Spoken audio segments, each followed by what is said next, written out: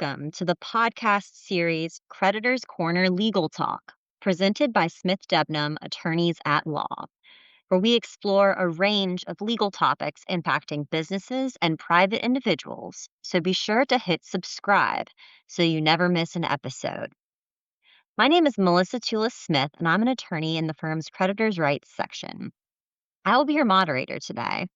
Today's topic is challenges and strategies for dealing with pro se litigants. And we'll hear from two attorneys from different practice areas on their experiences litigating with pro se parties, their war stories, and the tips that they've learned along the way. Before we begin, I want to note that information provided in this podcast does not and is not intended to constitute legal advice. Instead, any and all information shared is for general informational purposes only.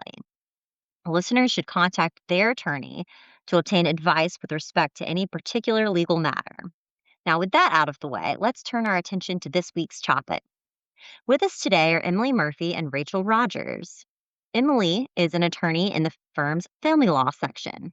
Hi, how are you? I'm doing great. Thank you for being here today. Rachel is an attorney in the firm's creditors' rights section. Hello, how are you guys? Doing well. Thank you. Thank you for being here. All right, I'm going to go ahead and kick it off with some questions. So, what are some of the biggest misconceptions that attorneys or maybe even the general public have about litigating against pro se parties? I'll jump us off on this one, Melissa. And just in case anyone's listening who is not an attorney and isn't familiar with the term pro se litigant, we're just talking about people who are in court and they do not hire an attorney, someone that's not trained to be an attorney. If someone is representing themselves, that's what a pro se litigant is. So that's what we're referring to today when we're discussing this. But I think one of the biggest misconceptions is that attorneys believe that a matter will be easier if opposing party is pro se. I know personally, I always prefer if there is an attorney on the other side because it kind of eliminates some of those particular difficulties with pro se litigants. Yeah, I definitely agree with Rachel. In our practice area, we encounter a lot of pro se litigants just due to the nature of our work in family law. And so I definitely share the same sentiment. I would much rather there be an attorney on the other side of my cases. They've done it before. It's not their first rodeo. They know the dates and the deadlines and the local rules. And it can be actually more challenging at times to have a pro se litigant on the other side of our cases, just because of how deadline intensive and document intensive some of our cases can be. Very interesting. So, that kind of flies in the face of some parties who think that it's going to be more threatening to us when they say, I'm going to go hire an attorney. You'll hear from my attorney. A lot of times it sounds like that's what we would rather hear than hearing from them themselves. Definitely. I think in my line of work, if somebody threatens to hire a lawyer, I'm like, yes, please. Can't wait to hear from them. So, for attorneys who might be listening who are new to litigation, new to practicing law, what would you say is the first thing they should understand about handling a case with a self-represented litigant? Emily sort of touched on this, but I think it's important think about what context you're in and what section you're practicing in. For us in creditors' rights, the FDCPA, the Fair Debt Collection Practices Act, really adds another layer of restrictions and parameters when it comes to communicating with a consumer directly. And in this situation, these consumers, if they're self-represented, those regulations can hinder and prohibit some things that we would normally do with an opposing counsel. So I think that's one of the first steps when you have a pro se litigant, you just get your bearings about you in regards to what you can and cannot do in terms of communication. I think Very the same kind of sentiment applies in the practice of family law, maybe not as strict of rules as the FDCPA, but I am very careful about communicating with a pro se litigant.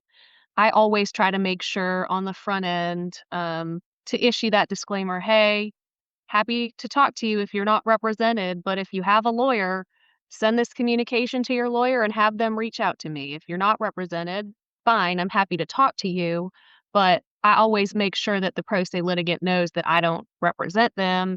I can't help them make any legal decisions because I'm representing the opposing party's interests. So it's definitely really important to be careful about setting that boundary early on and making sure that they know that I can't give them legal advice. Let's turn to your case strategy as litigators.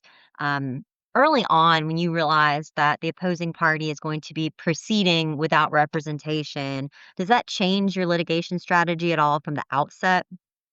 I think for me, I don't know that it necessarily changes my litigation strategy, but like I just said a minute ago, it's very important to set the boundary early on with the pro se party that you can't give them legal advice. And I think that early on in my cases, I kind of gear up to spend more time dealing with procedural things that I wouldn't normally have to deal with if there's an opposing counsel on the other side of the case.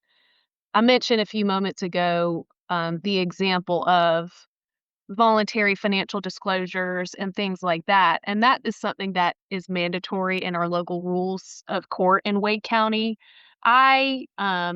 In my cases with lawyers on the other side, everyone just says, hey, let's exchange our documents on March 15th. But oftentimes you get into a fight over that with a pro se litigant. And so I plan ahead just to make sure that I've built in enough time in my trial prep to deal with issues that pop up when the person on the other side of the case isn't familiar with the procedure or the things that attorneys usually are familiar with. Yeah, I would echo. I don't think it necessarily changes my strategy. I just kind of, pinpointed in my head. This one I might have to touch a little bit more, or there may be more paper flowing back and forth, but it doesn't necessarily change my litigation strategy. Good to know. And it sounds like you both gave good examples of taking steps early in the case to kind of establish those clear boundaries about communication and representation. How would you, either of you, say you balance being professional and respectful while ensuring that you don't cross that line into giving legal advice to the opposing party? This is actually a really fine line that before getting into this area of law, I didn't really have to encounter as much. And I'm sure it's the same with family law.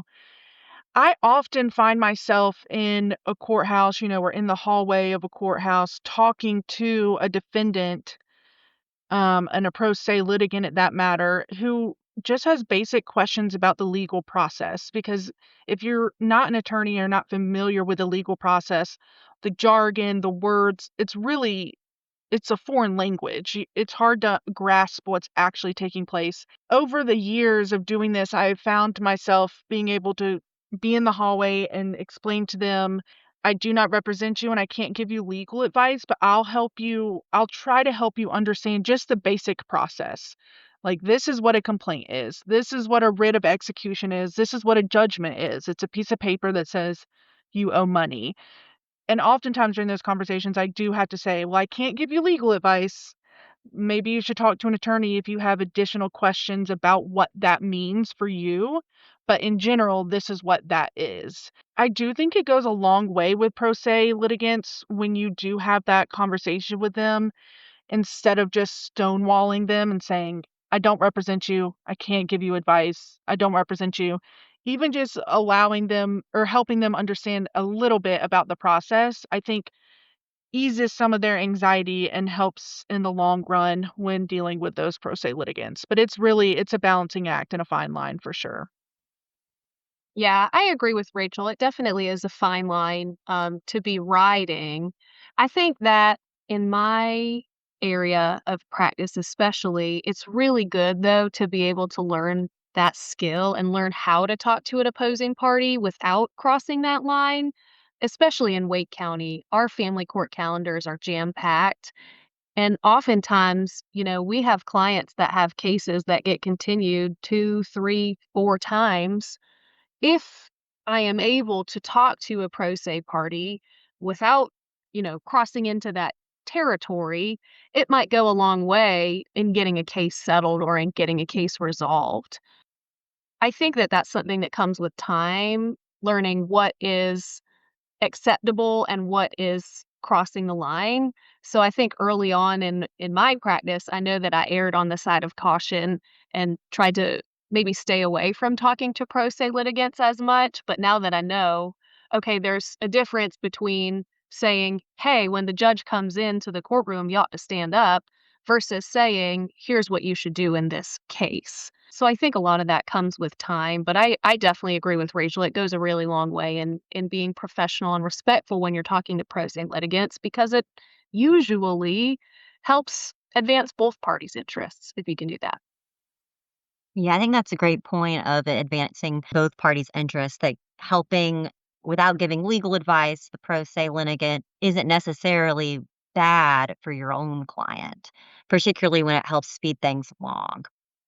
So, on that note, let's turn to courtroom dynamics with pro se parties. In both of your experiences, how do courts and judges tend to treat pro se litigants? Do you see leeway? Do they cut them some slack?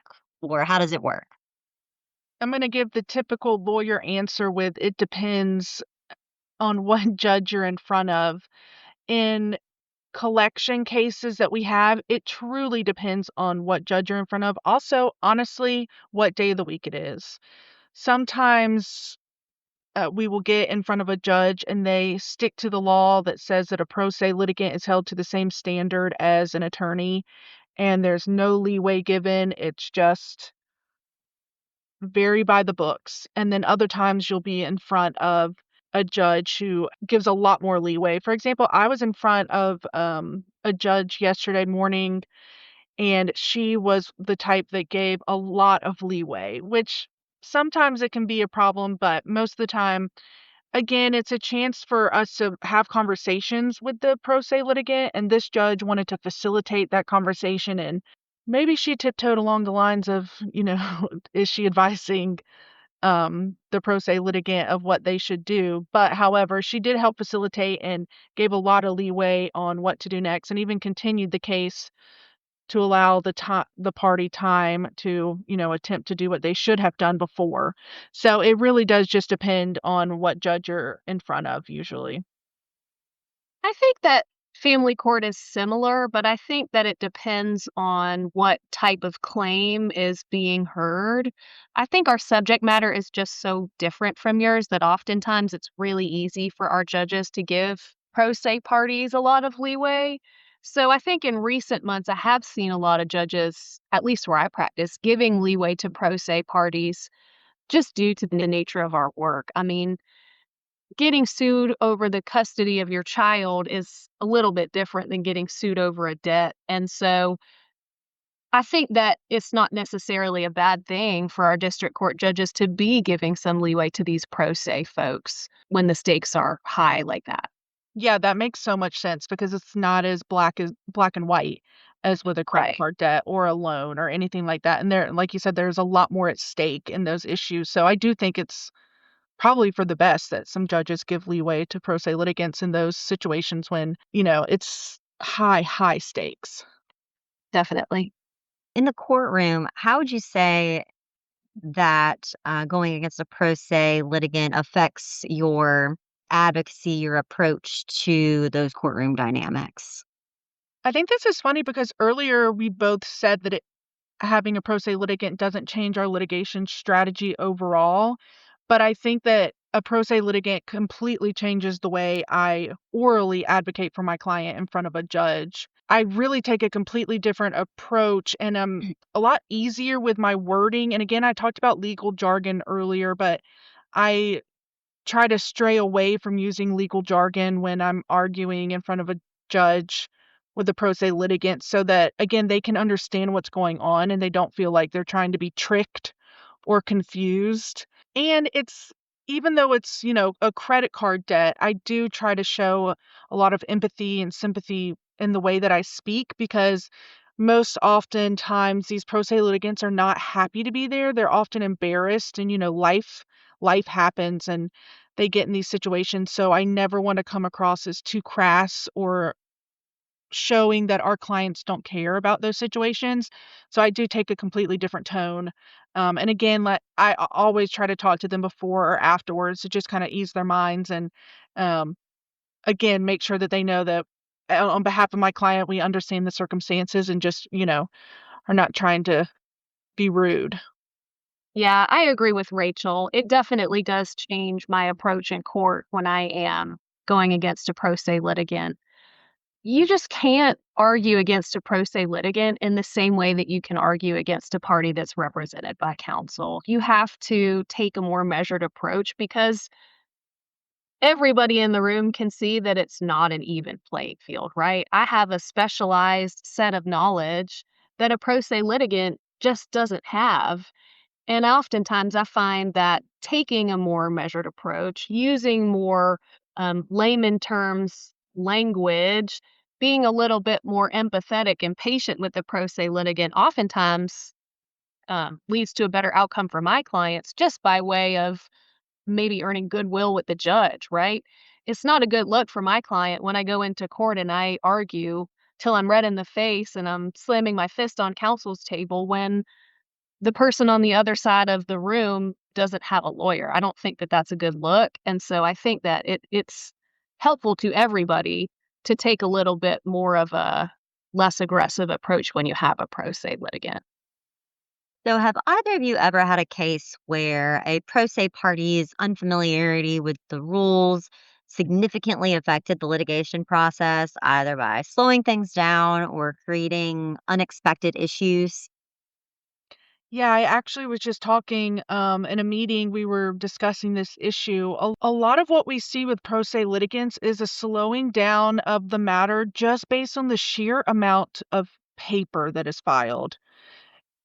They don't always understand the rules and the law, and so they just file motion after motion. And honestly, sometimes not even motions, they're just filing stuff. And although we receive it and we read it and we understand there's probably no merit to it. We're just like, "Ugh, don't worry about that." It still has to be addressed procedurally with the court. And so that in and of itself slows things down. We can't just jump to filing the motions that we see fit. We still have to address and be heard on all of the other things that have been filed. That's what I believe I see the most of is slowing things down in that way of just having to address all the filings and paperwork that they push on you. So we encounter that a lot in family court as well, especially with the advent of generative AI. We have a lot of folks who are using things like ChatGPT to create motions that they then file with the court. And with e-filing, it's really easy for pro se litigants to draft and file these motions that might not make any sense to us. And so we definitely see that in family court.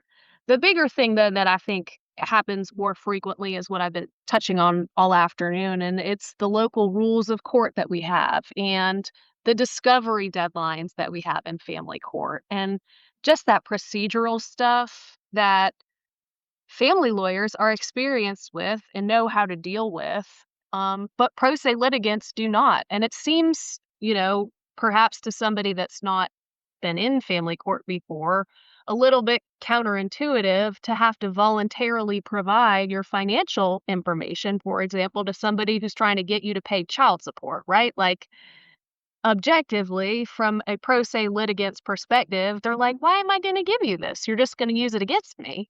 And so a lot of times we get pushback on things like that. And that causes delays frequently for our clients because without having the things that we need, without having the financial documents and financial affidavits, it's really hard for us to move forward on some of these financial claims. So a lot of times we have to push out hearings on the merits so that we can resolve the discovery issues because these pro se litigants don't know how the local rules work. So that's a challenge that we encounter all the time. Emily, I'm so glad you mentioned AI. The online lawyer that, as we like to call it, has created such an issue, but I oftentimes remind myself that it really is beneficial to an extent to a pro se litigant. The resources that they have in order to represent themselves are so much more accessible now than they previously were with, having to find a library or a law library at that and find these rules. It's at their fingertips. So I always remember that it is a positive in some ways for those pro se litigants, but of course, we all know the downside to generative AI and that it's not always correct and it gives them more information that they need that then, causes more issues down the road. So it really is, a two-edged sword on that. But I'm really glad you mentioned that because I think that has definitely contributed to the increase of pro se litigants that we see, and that they feel like they have the tools to represent themselves more so than we've seen in the past before AI was as tangible as it is now. Yeah, that's a really good point. I think that pro se litigants, it sounds like, have a lot more tools at their disposal now than they ever did, but there's still that lack of understanding of how to use those tools. And sometimes tools that you don't know how to use and you use incorrectly can actually be harmful. I mean, one example I can think of is jurisdictional differences in our practice area, Rachel, where you might ask AI some question about the consequences of a judgment and you didn't say specifically, I'm in North Carolina, and AI comes back and says, hey, they can garnish your paycheck for a credit card judgment, which is not the case in North Carolina. And that would be a completely unnecessary worry and concern that would be put into that consumer's head through AI simply because the question was not specific enough in the way that an attorney or a live person would know to narrow it down. Yeah, I've encountered a very similar issue in family court actually that I can think of. One time recently, there was a pro se litigant asking for a specific type of injunction called a Mareva order. And I was like, a Mareva order? What even is that? And I had to Google it, and turns out that it is a type of injunctive relief you can get in other countries and did not apply to our jurisdiction. But things like that can be challenging. But bringing it back to Rachel's point, I do think it's a net positive for pro se litigants to have access to software like ChatGPT or Claude or whatever they're using to help them get access to the courts. It can be really hard for pro se litigants to break in, I guess, to the courtroom and to be able to articulate what they're trying to argue. And so even if it's not spot on 100% of the time, I think it's still a net positive to help them figure out what they're saying to the court, get their position across to the court in a way that seems to help level the playing field a little bit. Very true, very good points. Now I wanna get in a little into the fun stuff, the war stories that I'm sure both of you have from litigating with pro se parties. And without naming names, of course, for confidentiality purposes, do either of you have a memorable story about litigating against a pro se party? I can think of one off the top of my head recently. I had a pro se litigant that I was up against on a financial claim, and I was just trying so hard to make it work with this individual, communicating frequently and often, doing the best I could to explain to him what was going on without, crossing the line into legal advice, and working, really hard to come to a settlement with this individual. Unfortunately, we were not able to get on the same page, and I wish we could have. I wish there was something that could have happened differently because ultimately we went and had a hearing and it turned out worse for this individual than had we just settled the case then and there. So that's the one that I can think of off the top of my head. And then, of course, you get the folks who roll up into calendar call and I'm in there asking for a continuance on, a claim for contempt that we have against this person, and they're objecting to a motion to continue. And I'm like, hey, man, I don't think you want to do that. But, you can't obviously say that to them. So I think that there's some funny stuff. It's definitely interesting. Yeah, Melissa, you probably would agree that we, on these consumer collection accounts, majority of the time, the interactions are cordial. We're able to come to a resolution. I would say like 95% of the time, we are able to come to a resolution. Everyone is at peace with it. But there are always the people who are more passionate, we'll say passionate about their stance and their situation. And oftentimes it can get hot pretty quickly. Again, it's not like Emily and the stakes are that high and that it's over, custody or anything like that. But people do get passionate. I mean, it's their money. And when times are tight, you don't want anyone to touch your money. There have been a handful of times where I have had to get escorted to my car by a bailiff because of how irate the pro se litigant got. And I think at the beginning when I started this practice, that like really it kind of shook me. I was like, when I envisioned being a lawyer, this is not really what I envisioned seeing. But I've learned that to always just be really cordial. And it's actually best if that interaction does happen in a courtroom. It allows the judge to see what's going on. You have witnesses, you have the bailiff or the sheriff there to make sure that you get to your car safely. And again, I have found in those situations it's best to just not say anything. If you start engaging in a back and forth, and that's when things can go south really quickly. Pro se litigants often have a hard time distinguishing the attorney from the plaintiff. So I often will say, I am just here representing my client. It's not me personally taking this action against you, but in their minds, it's all the same. And I totally understand that. So that's where we sometimes get stuck in that hard place where we're getting the blame of things. And sometimes that ends up with us being sued. I know that I've been personally sued once or twice, as I know Melissa has too. So the key, I always remind myself to just stay cordial, stay calm, no matter how hot inside I am. Never let the judge see you angry, and always just remember that, as Emily said, the playing field is not even and we do have a leg up. So to just let it be and let it lie. So, in closing, what is the single most important takeaway you would give attorneys to remember when they're litigating against pro se individuals? Well, I have 2 things, even though I know you asked for 1. I think that the number 1 most important thing is just to make sure that those boundaries are clear. Make sure that the pro se litigant knows who you represent, that you can't give them advice. Make sure they know that early on. Make sure you remind them that frequently. And the second piece of advice that I'll give is make sure that you keep a good record of these things. I don't know if we've touched on this yet, but I like to try to have most, if not all, of my communication with pro se litigants in writing.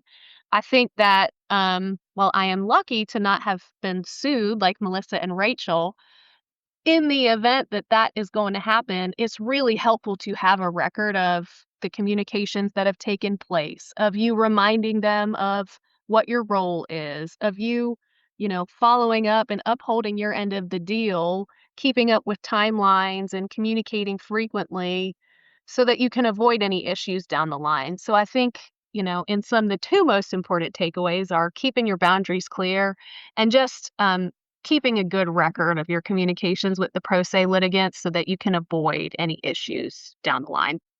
I'll add a third is to maintain professionalism. I think that we've kind of talked about that all throughout the conversation today, but just keep it professional and remember that you're representing a client and do the best you can. Fantastic. Well, Rachel and Emily, I want to thank you both so much for participating in today's podcast. I want to thank our wonderful audience for tuning in. I'll invite our listeners who may have any questions to email or contact our speakers, and also inform our listeners to check out our other episodes. And lastly, I'll remind everyone to please subscribe so that you never miss an episode. Thanks all and stay well.